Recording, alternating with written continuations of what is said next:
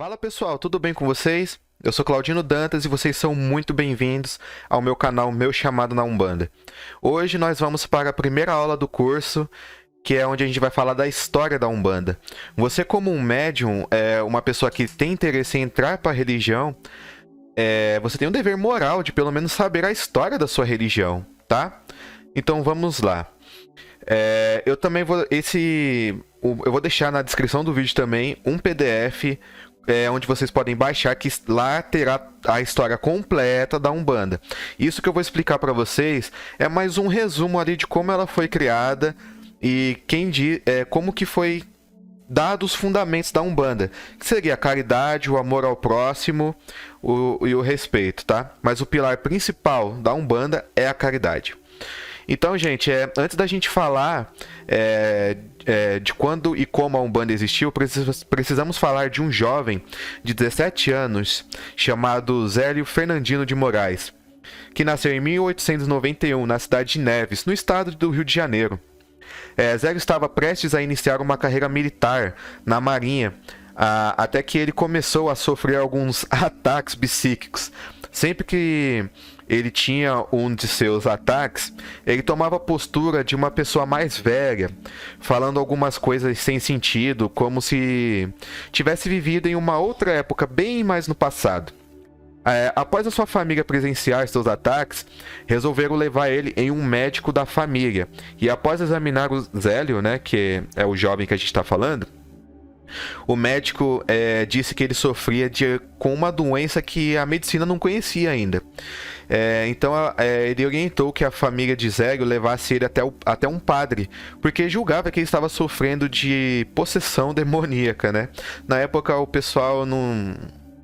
Tudo que você fizesse, eles já achavam que era do demônio, né? Não tem jeito.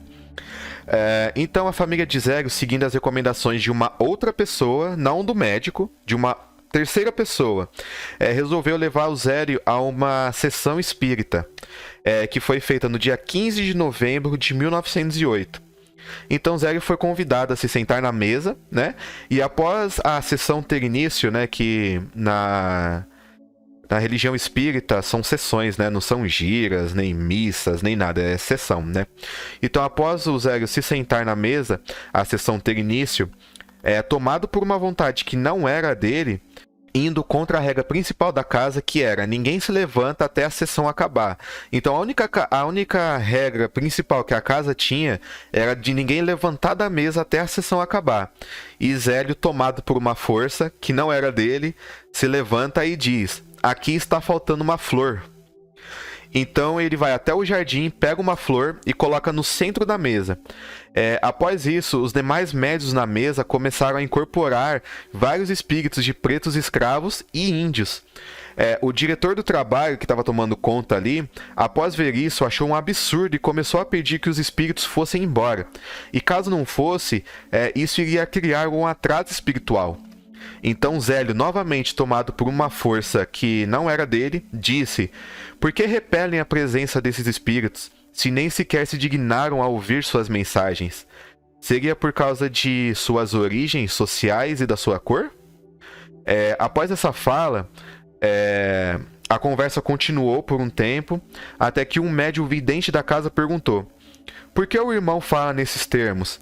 Pretende que a direção aceite a manifestação de espíritos que, pelo grau de cultura que tiveram quando encarnados, são claramente atrasados?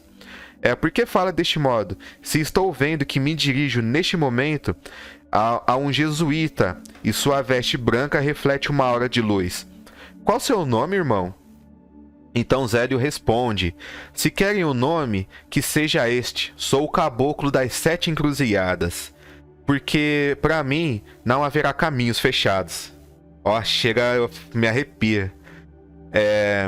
E ele continua, né? O caboclo incorporado em Zélio continua: o que você vê em mim são restos de uma existência anterior. Fui padre e meu nome era Gabriel Malagrida. Acusado de bruxaria, fui sacrificado na fogueira da Inquisição em Lisboa, no ano de 1761. Em minha última existência física, Deus concedeu-me o privilégio de nascer como um caboclo brasileiro. E ele continua dizendo: se julgam atrasados os espíritos de pretos e índios, devo dizer que amanhã, 16 de novembro, estarei na casa do meu aparelho, que seria o Zélio, né? Às 20 horas, para dar início a um culto em que seus irmãos poderão dar suas mensagens e, assim, cumprir a missão que o plano espiritual lhes concedeu, lhes confiou. Será uma religião que falará aos humildes, simbolizando a igualdade que deve existir entre todos os irmãos encarnados e desencarnados. Então, depois dessa fala do caboclo, o médium da casa, lá, o vidente da casa, ele disse em tom de ironia: julga o irmão que alguém irá assistir a seu culto?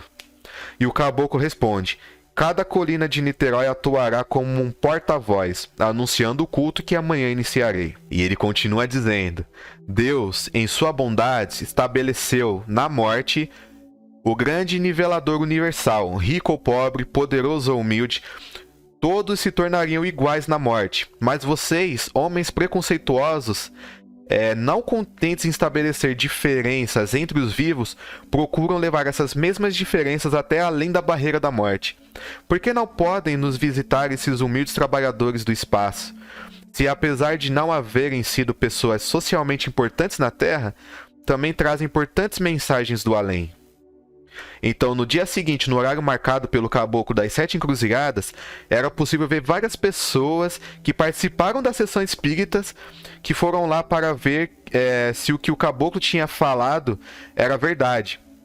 E já manifestado em Zélio, o caboclo disse... Ele saiu, né, para fora da casa, né, onde o culto acontecia, e disse: neste momento se inicia um novo culto, em que os espíritos de velhos africanos que haviam servido como escravos e que, desencarnados, não encontravam campo de atuação nos remanescentes das seitas negras, já deturpadas e dirigidas em sua totalidade para o trabalho de feitiçaria, e os índios nativos de nossa terra poderiam trabalhar em benefício de seus irmãos encarnados, qualquer que fosse a cor, raça, credo e a condição social. A prática da caridade no sentido do amor fraterno será a característica principal deste culto, que terá por base o Evangelho de Jesus. Bom, gente, só de falar eu fico todo arrepiado.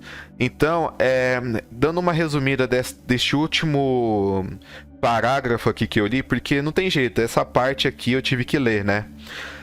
O que ele quis dizer com...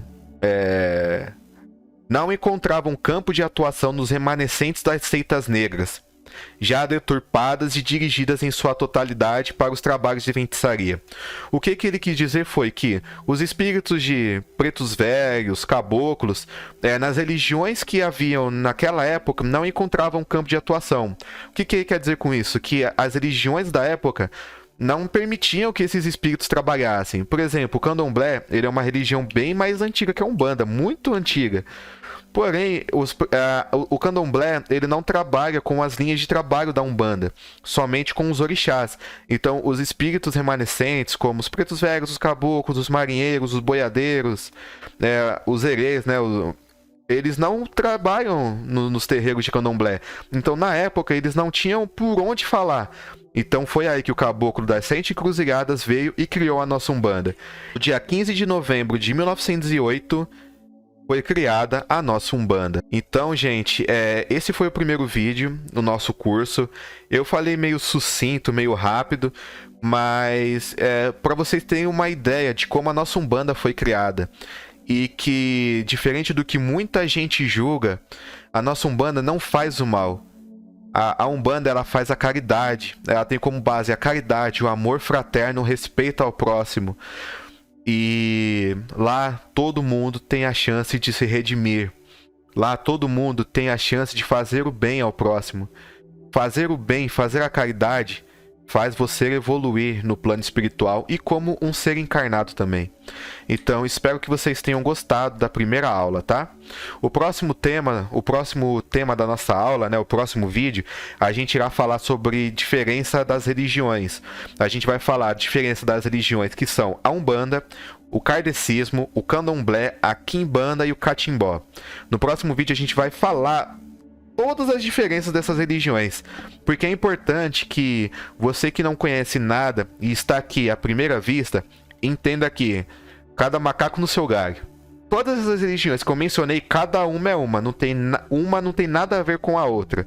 Porque há muito preconceito, porque a nossa Umbanda é confundida com outras religiões. Que vocês vão ver na próxima aula o porquê, tá? Bom, como mencionado no último vídeo, o nosso material de estudo principal será este livro. Então, assistam o nosso último vídeo, que lá eu expliquei como o canal foi criado, qual é o intuito dele, como vai funcionar as aulas. Me apresentei lá também. Então, lá eu expliquei muita coisa para o futuro do canal, tá? Então, este livro aqui, ele estará para download na descrição do vídeo, e a história completa da Umbanda também estará na descrição do vídeo. Como eu disse, nada nesse canal é cobrado. Os PDFs estarão aí para você baixar 100% gratuito. Espero que vocês tenham gostado. Eu sou Claudino Dantas e foi um prazer falar para vocês.